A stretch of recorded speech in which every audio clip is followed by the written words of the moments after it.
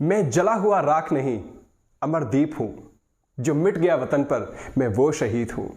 सादा प्रणाम दोस्तों, मेरा नाम रुद्रेश गौड़ है और आज शहीद दिवस के पावन पर्व पर भारत माता के सच्चे सपूतों को नमन करते हुए आज उनके जीवन में से एक दृष्टांत मैं आपके साथ साझा करना चाहूंगा।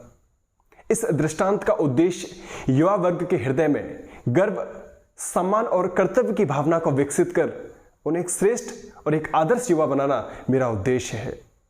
आज के दृष्टांत का उद्देश्य और शीर्षक है इंसानियत की मिसाल, जो कि परम पूज्य गुरुदेव पंडित श्री राम शर्मा आचार्य जी की पुस्तक युग निर्माण योजना में वर्णित है। इंसानियत की मिसाल। इंजन ने सीटी दी, गार्ड ने हरी झंडी लहराई और गाड़ी सरकने लगी। धीरे धीरे किंतु तेजी से अनगिनत पहियों की लोहे की पटरियों पर फिसलन बढ़ती जा रही थी। साथ ही बढ़ रही थी मायूसी उनके चेहरों पर, जो भीड़ के कारण चढ़ नहीं पाए थे। लेकिन पांवदान पर पैर रखे वह अपनी दुर्बल उंगलियों से दरवाजे की छड़ों को पकड़े हुए लटका था, इसी प्रयास में कि शायद अंदर जा सके। मरियल सी सूखी वृद्ध काया को दरवाजे का लौह दंड कब तक थामे रहेगा, कुछ कहा नहीं जा सकता। उसकी निस्तेज आंखें देख रही थीं, एक एक को परख रही थीं, प्रत्येक की मानवीयता को, कि शायद किसी को तरस आ जाए और उसे अंदर घुसने की राह मिल जाए। ऐसा नहीं था कि डिब्बे के अंदर बिल्कुल जगह नहीं थी तो, पर किसी न किसी के कब्जे में। कोई पैर फैलाए बैठा हुआ था तो किसी ने सामान जमाए रखा हुआ था। भावना शून्य निष्ठुरों का व्यवहार इससे अधिक और हो भी क्या सकता है। वे कहीं भी रहें, अपनी संकीर्ण मनोवृत्ति प्रदर्शित करने से बाज नहीं आते हैं। इस संकीर्णता का शिष्टता, शालीनता, पर दुख कातरता से क्या रिश्ता। ये गुण तो मानवों के लिए हैं।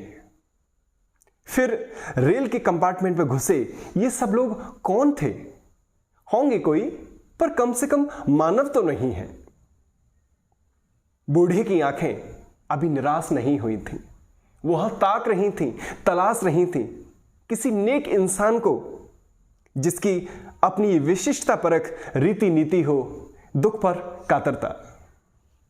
इतने में खिड़की के सहारे सीट पर बैठे एक युवक ने बाहर की ओर झांका। हवा में लहराते कपड़े दिखे। उसने अपनी ही सीट पर बैठे अन्य युवक की बांह हिलाते हुए कहा, लगता है कोई बेचारा लटका हुआ है, चलो देखते हैं कौन है।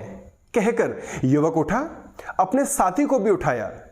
यदि सीट चली गई तो भला यह कैसे जाएगी? इसके तो पैर ही नहीं हैं। ज्यादा से ज्यादा कोई बैठ जाएगा। उठो। और दोनों युवक भीड़ चीरते हुए आगे बढ़े, दरवाजे तक पहुंचे। बूढ़ा अभी जैसे तैसे लटका हुआ था। शरीर की सारी ताकत उंगलियों में निचोड़कर लाने के बाद भी अब दरवाजा थामने की दम नहीं बची थी। एक दो क्षण बाद वह गिर ही पड़ता कि युवक की बलिष्ठ बाहों ने उसे थाम लिया। उसकी जान में जान आई। सजल नेत्रों से उसने कई बार युवक को देखा, मानो स्वयं को विश्वास दिलाना चाहता हो कि इंसान अभी बाकी है, इंसानियत जिंदा है। युवक उसका हाथ थामकर बढ़ा, भीड़ चीरकर अपनी सीट पर पहुंचा और बूढ़े को अपनी सीट पर बैठा दिया। उसके रोम रोम से युवक के प्रति आशीर्वाद झर रहा था। बड़ी मुश्किल से उसके कंठ से आवाज आई, तुम दोनों चिरजीवी हो। तुम्हारा यह एहसान मैं हमेशा याद रखूंगा। इसमें एहसान क्या, यह तो फर्ज है। फर्ज? बूढ़े ने प्रश्नवाचक निगाहों से युवक की ओर ताका। और नहीं तो क्या। व्यवहार की खिड़कियों से व्यक्ति का समूचा जीवन झलकता है। उसकी इंसानियत परखी जाती है। आचरण की ये छोटी छोटी बातें जीवन के साइन बोर्ड पर चमकते वे अक्षर हैं जिन्हें देखकर कोई भी सहज अंदाजा लगा सकता है यह व्यक्ति कौन है, कैसा है, किस उद्देश्य के लिए जी रहा है। इसी आधार पर समूची जिंदगी की कीमत आंकी जाती है।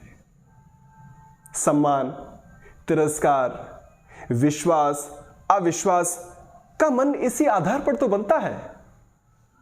बूढ़ा ही नहीं, पास में खड़े बैठे सहयात्री भी युवक के इस कथन को सुनकर काफी आश्चर्यचकित थे। आचरण की सामान्य बातें इस कदर महत्वपूर्ण हो सकती हैं, ये आज मालूम हुआ। दोनों युवकों ने एक दूसरे को देखते रहे। तब तक एक व्यक्ति ने सवाल किया, आपका शुभ नाम? दोनों ने एक दूसरे को मुस्कुराकर देखा और कहा, मेरा नाम है भगत सिंह और ये हमारे साथी हैं राजगुरु। इसी बीच अगला स्टेशन आया, गाड़ी थमी और वे उतरकर चल दिए अपने गंतव्य की ओर। सही अर्थों में उन्होंने जीवन जीना सीखा था। सलाम है उस वीर को जो देश की शान था। दिल में तिरंगा था उसके, भगत सिंह जिसका नाम था। सुखदेव थापर और राजगुरु दोनों उसके यार थे। देश की खातिर मर मिटने के तीनों ही तैयार थे। शहीद हुए वो तुम्हारे लिए, ये बात हमेशा याद रखो। चढ़ गए फांसी पर वो, तुम उनका बलिदान याद रखो। धन्यवाद। जय हिंद, जय भारत।